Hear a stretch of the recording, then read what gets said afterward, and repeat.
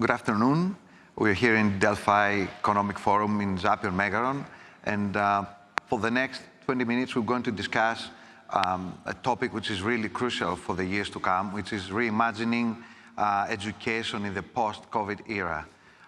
For this really important topic, I have two really significant people to talk with.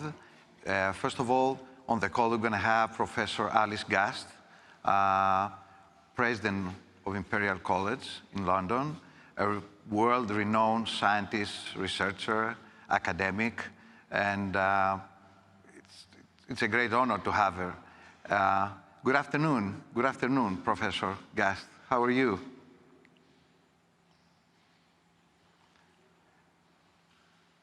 To all on your bicentennial. Okay, and let me introduce. You cannot hear me. Now we can. Next to me, I have Professor Athanasios-Meletios Dimopoulos, Rector in National and Kapodistrian University of Athens, Professor of Hematology and Oncology. Nice to have you here. Thanks for the invitation. I was wondering, let me start with Professor Gast. I was wondering, this really great topic, what fundamental principles we have to perform for this post-COVID era in education, Professor Gast? Well, Makis, thank you very much, and again, congratulations. It's great to be with you. I think that absolutely, as we just heard from Coursera, we've all become so much more adept at technology. There was a tremendous amount of innovation during the pandemic, not only in our research, which was pivotal, of course, for treating the disease and detecting it, but also in the way we teach. Our ability to send laboratory experiments home in a box, to do things remotely, to use virtual reality, to use 3D lenses, to do all kinds of great things. And so I think that the three main drivers ahead, as we forge ahead, are technology and collaboration and a broader audience of future students. And I look forward to talking to you about this, because I think that all three of those need to come together right now. And then another question is, like, the main thing in this post-era education is going to be technology. And technology and education are going hand by hand from invention of printing. How technology is going to affect education in the years to come? Well, I think that technology is now becoming so much more readily available and ubiquitous, really. It's also a great leveler. It is available and brings education available to more, brings it to all parts of the world, and we can reach people all over the world. But it also increases competition, and I think there are interesting and useful courses available from many providers. We just heard from Coursera. So we have to think about how to combine technology with the value of in-person teaching. What can be done remotely, and what can we do to make the best use of our time together while using technology to be more effective in person? So far, technology has helped us to meet your cat.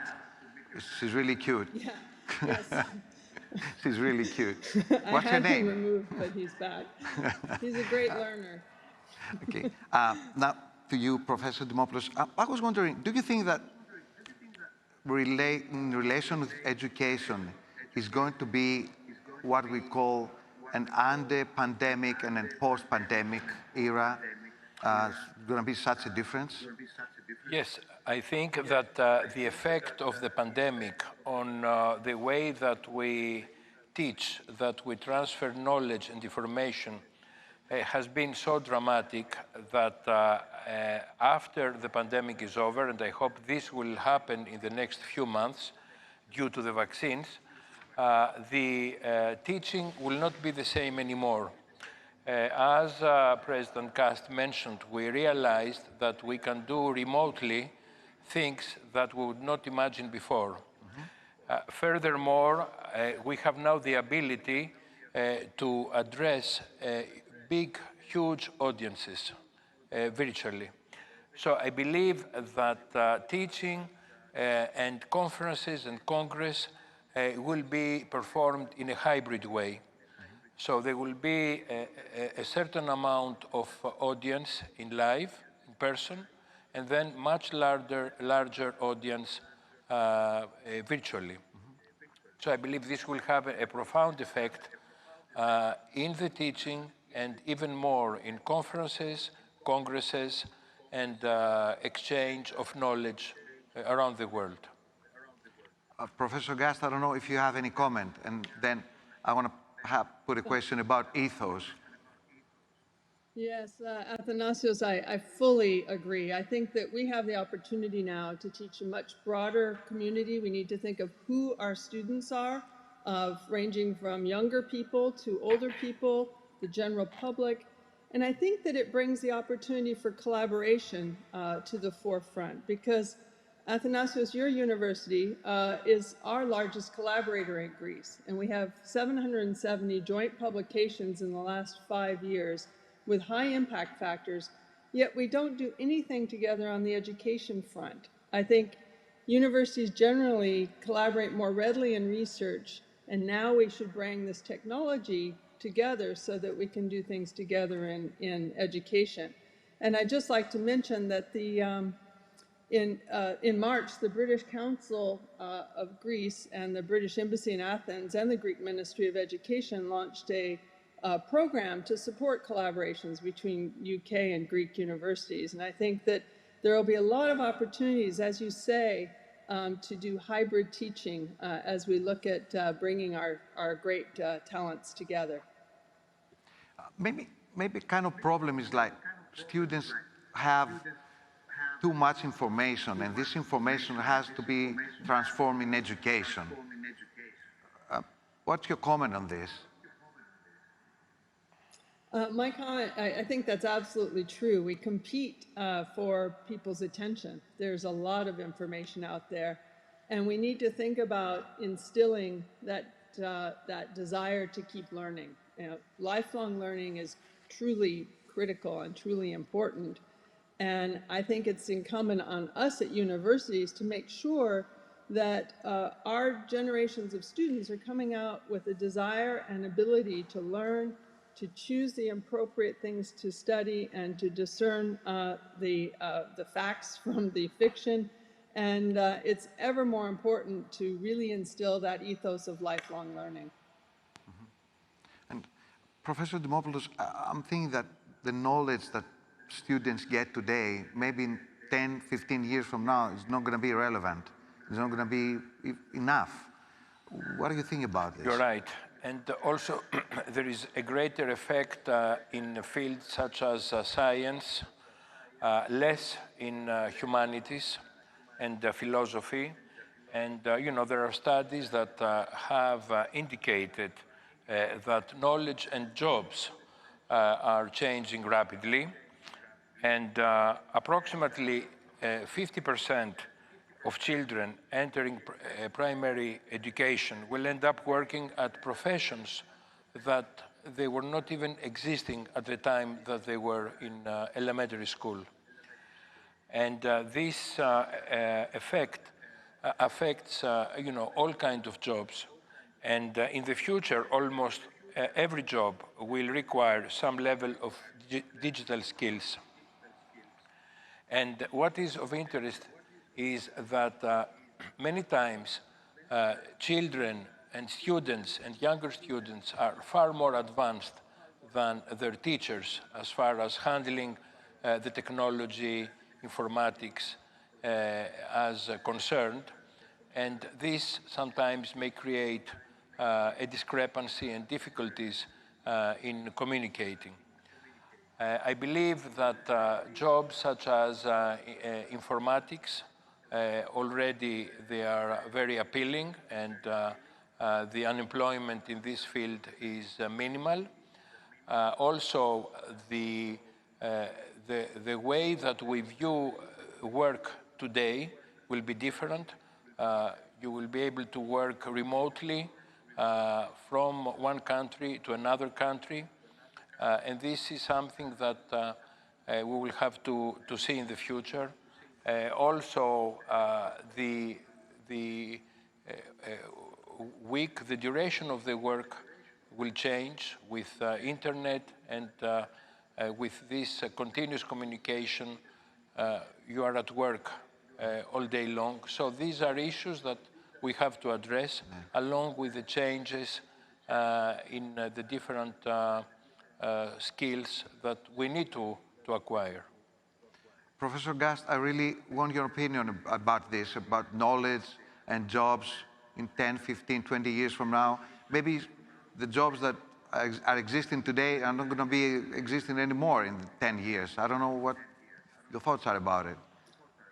Well, I agree fully. I think that a great education prepares you not for your first job, but for your second, third, and fourth job, and your ability, again, to keep on learning and to have that ability to follow new things as they come along and adapt. And I think that in addition to the points Athanasios just made, is the demographic shifts.